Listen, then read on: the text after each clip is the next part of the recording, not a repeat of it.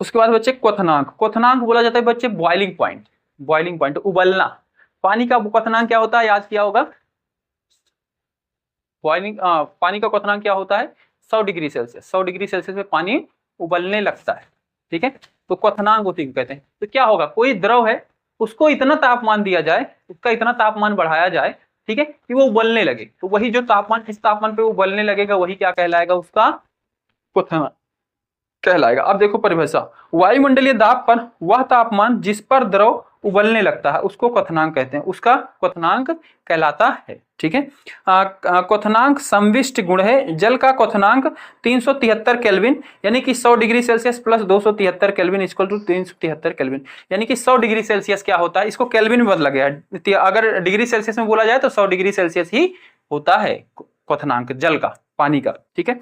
जब पानी को उबाला जाता है तो उसके तापमान में वृद्धि नहीं होती है, तापमान 100 डिग्री सेल्सियस की ही रहता है, ठीक है। जब पानी उबल रहा है, ठीक है, जब पानी उबल रहा है तब क्या है, उसका तापमान 100 डिग्री सेल्सियस जैसे हो गया, उबलने लगा, ठीक है। आप तभी भी उसके नीचे आग तो जला के रखे हो, तो क्या उसका तापमान और बढ़ रहा है, नहीं, तब उसका तापमान और बढ़ नहीं रहा है, वो 100 डिग्री सेल्सियस रहता है। क्योंकि क्यों रहता है भाई, क्योंकि वाष्पीकरण की गुप्त ऊष्मा पानी के कणों के बीच के आकर्षण बल को तोड़ती है। बाकी अब जो भी आप ऊष्मा दे रहे हो ना, वो क्या कर रही है भाई, भाप बन रहा है पानी, यानी कि उसके कण को टूट रही है, टूट के वो भाप में उड़ जा रहे हैं, ठीक है।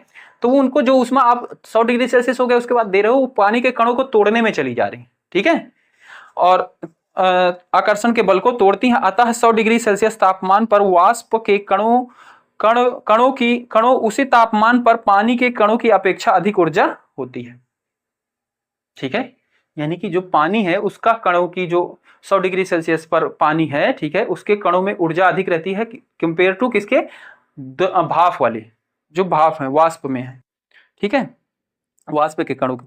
तापमान में परिवर्तन से पदार्थ की अवस्था को एक दूसरे में बदला जा सकता है, जैसे कि नीचे के आलेख में दिखाया गया है। तो बच्चे मैंने आलेख नहीं बनाया, आपकी बुक में एक चित्र बना हुआ है, ठीक है, ऐसे ट्रायंगल शेप में, ठीक है, वहां से देख के उसको समझ सकते हो, ठीक है। वो चीज यहाँ पे बताई गई है कि उसका तापमान, किसी को बर्फ है उसका तापमान बढ़ाओ द्रव में बदल जाएगा, द्रव है उसका तापमान बढ़ाओ गैस में बदल जाएगा, ठीक है। तो वो चीजें हैं, ठीक है। इसके बाद अगला टॉपिक है बच्चे ऊर्ध्वापातन। ऊर्ध्वापातन क्या होता है बच्चे, किसी भी, ये देखो एक सेकंड, ये था, जैसे कोई चीज ठोस है, ठोस है, उसका तापमान आप बढ़ाओ और वो द्रव में ना बदले, कोई ठोस चीज है उसका आप तापमान बढ़ाओ और वो द्रव में ना बदले, सीधा ठोस से गैस में बदल जाए, तो ऐसा कोई अगर करता है तो उसी को बोलते हैं ऊर्ध्वपातन, ठीक है।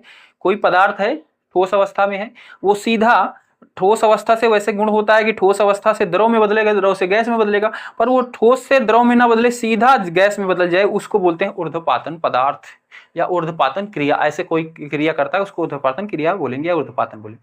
कौन ऐसे करता है भाई, कपूर। कपूर को आपने देखा है, हाँ, कपूर को आप कभी खुला छोड़ दो और आप देखोगे एक आध घंटे बाद कि कपूर वहां से गायब हो गया, ठीक है। तो गया कहां भाई वो बच्चे, आप वहां पे उस पर लिक्विड नहीं क्योंकि पानी बन के गल गया है, नहीं, वहां से उड़ जाएगा बच्चे, ठोस से डायरेक्ट गैस में बन के उड़ जाता है, ठीक है, डायरेक्ट गैस बन जाता है, यानी कि वो कौन सा पदार्थ है, ऊर्ध्वपातन पदार्थ, ठीक है। तो ऊर्ध्वपातन यही होता है। और इसका उल्टा भी क्या कहलाता है, निक्षेपण कहलाता है। कोई गैस है, गैस से डायरेक्ट ठोस में बदल जाए उसको निक्षेपण कहते हैं, ठीक है। तो इसको बच्चे ऊर्ध्वपातन। कुछ ऐसे पदार्थ हैं जो द्रव अवस्था में परिवर्तित हुए बिना ठोस अवस्था से सीधे गैस में और वापस ठोस में बदल जाते हैं, इस क्रिया को ऊर्ध्वपातन कहते हैं, ठीक है। ये जो क्रिया है इसको ऊर्ध्वपातन कहते हैं, और जो पदार्थ ऐसा करते हैं उसको ऊर्ध्वपातन पदार्थ कहते हैं। तो बच्चे इसमें कपूर आता है, नेफ्थलीन की गोली आती है, जो फुनैन की गोली घर में रखते हैं ना, सफेद सफेद आती है, वो भी ऐसा ही काम करती है, कपड़ों के बीच में रखते हैं ना। कभी उसको देखा है कि द्रव बन के कपड़े में चिपक गई है, नहीं, वो देखो कि गोली धीरे धीरे छोटी होती जाती है, बस धीरे धीरे गायब हो जाती है। तो बच्चे सीधा ठोस से गैस में बदलती है, ठीक है। तो ये है बच्चे।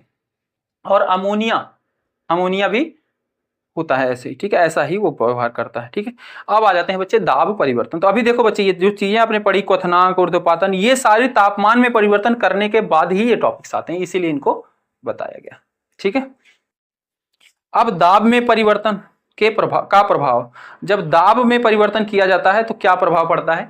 तो बच्चे किसी, जैसे आपका सिलेंडर का बता दिया, एलपीजी का जो गैस होती है उसको हाई दाब के साथ भरा जाता है सिलेंडर के अंदर, तो वो गैस से द्रव अवस्था में आ जाती है। इसी तरीके से बच्चे आपने देखा होगा जो अग्निशमन यंत्र होता है, सिलेंडर होता है, जब आग लगती है बुझाने के लिए, देखो किसी हॉस्पिटल में कहीं भी जाओ सरकारी दफ्तर में, तो वहां पे आपको दिखेगा हर जगह टांगा रहता है सिलेंडर, ठीक है, उसमें अग्निशमन यंत्र लिखा रहता है। उसके अंदर एक गैस होती है बच्चे, कार्बन डाइऑक्साइड होती है, ठीक है, कार्बन डाइऑक्साइड उसके अंदर गैस भरी होती है पूरे सिलेंडर में, और साथ में उसमें पाउडर रूप में कुछ भरा जाता है ताकि वो और अच्छे से काम करे, ठीक है, या फिर दिखे आपको कि यहाँ पे ये गैस उपलब्ध है, ठीक है। तो बच्चे जब उसको ओपन करते हैं, कहीं पे आग लगती है तो उसको ले जाते हैं, पूरा ओपन कर देते हैं और चारों तरफ एक सफेद सफेद सा धुआं सा हो जाता है, पाउडर रूप फैल जाता है चारों तरफ, ठीक है। वो आग को बुझा देता है। कैसे बुझा देता है बच्चे? क्योंकि कार्बन डाइऑक्साइड जो है ना, ये अपने अंदर से ऑक्सीजन को अपने अंदर से ऑक्सीजन गुजरने नहीं देती, ठीक है। तो जहां पे भी आग लगती है वहां पे तुरंत जाके इसको खोल दिया जाता है, आग के चारों तरफ ये फैल जाती है धुएं जैसी, ठीक है। और आग जलने के लिए बच्चे ऑक्सीजन चाहिए होती है, यानी कि आग को ऑक्सीजन नहीं मिल पाती है और इसीलिए आग बुझ जाती है, ठीक है। तो मैं यहाँ पे इसको क्यों बता रहा हूं बच्चे, इसको भी, ये क्या होती है, गैसीय अवस्था में होती है, पर अगर आप चाहो तो इसको ठोस अवस्था में बदल सकते हो। कैसे बदल सकते हो बच्चे? उस सिलेंडर को आप खोलो और कोई मोटा कपड़ा ले लो, वो जहां से उसका निकल रहा है गैस ना, उसको अच्छे से कपड़े के अंदर दबा के रखो और पूरा सिलेंडर ओपन कर दो। तो वो क्या होगा बच्चे, सिलेंडर से गैस बहुत हाई प्रेशर से निकलेगी और आपके हाथ के दबाव की वजह से वो क्या बन जाएगी, ठोस में बदल जाएगी, ठीक है। ठोस एक पत्थर जैसा शेप ले लेगी, जो भी आपके हाथ का आकार होगा उसी शेप में वो बदल जाएगी गैस, और वही क्या होती है बच्चे, ड्राई आइस, सूखी आइस बन जाती है, ठीक है। वो क्या बन जाती है, सूखी आइस, ठीक है। तो उसमें क्या किया बच्चे, हमने दबाव लगाया ना, दबाव की मदद से वो गैस में था, गैस से हमने ठोस में बदल दिया, ड्राई आइस, सूखी बर्फ बन गई, शुष्क बर्फ, ठीक है। तो ये है बच्चे उसका परिवर्तन। यदि हम तापमान घटाने पर सिलेंडर में गैस लेकर उसे संपीड़ित करें तो कणों के बीच की दूरी कम हो जाती है और गैस द्रव में बदल जाती है, ठीक है। ये जो उदाहरण दिया गया है ये कह रहा है कि कोई एक सिलेंडर आप ले लो, ये, ठीक है, ये एक सिलेंडर ले लिया, ठीक है, सिलेंडर शेप है, इसके अंदर कोई गैस रख दो, उसके कण क्या है, ऐसे हैं, इसमें आप एक पिस्टन लगा दो। पिस्टन समझते हो, जैसे हवा भरने वाली पाइप होती है ना, आप यहां से ऐसे पाइप रहती है, इसको आप दबाओ, ठीक है, दबाओगे तो ये जो गैस के कण है ये क्या है, दूर दूर है, दबाते जाओगे तो ये कण नजदीक आते जाएंगे, नजदीक आते जाएंगे और धीरे धीरे क्या हो जाएंगे, बहुत नजदीक आ जाएंगे। और बच्चे ठोस का गुण ही होता है, उनके कण बहुत नजदीक होते हैं, ठीक है, और जितने नजदीक आते जाएंगे वैसे वैसे ये ठोस बदलता चला जाएगा, ठीक है।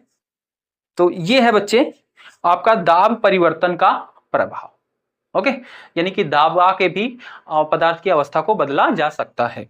तो यहाँ पे दिया गया बच्चे, और इसका तापमान क्या कर रखा है, कम, तापमान हाई नहीं है, तापमान अधिक रहेगा तो इनके कण की गतिज ऊर्जा बढ़ जाएगी और फिर आपको दबाने में बहुत दबाव बल लगाना पड़ेगा, ठीक है। ये इसलिए दाब को बोला इसका तापमान घटाने पर, ठीक है। अच्छा, दाब बढ़ाना प्लस तापमान घटाना इक्वल टू बराबर दिया गया है, ये सिंबल, गैस को द्रव में बदलना, ठीक है। जैसे इसमें गैस भरी थी, ठीक है, आप इसका तापमान घटा दिए और इसको दबा रहे हो तो कण नजदीक आते जाएंगे, नजदीक आएंगे तो जिसके कण नजदीक होते हैं वो द्रव कहलाता है, और नजदीक कण हो जाएंगे फिर ठोस हो जाएगा, ठीक है। और सबसे कण क्या होते हैं, दूर दूर गैस में होते हैं, जैसे नजदीक आएंगे द्रव हो जाएगा, फिर और नजदीक आएंगे ठोस में बदल जाएगा। तो वो चीज बताया गया है, ठीक है। यहाँ पे फिर है पहला पॉइंट, ज्यादा दाब बढ़ाने पर गैस के कण नजदीक आ जाते हैं, ठीक है।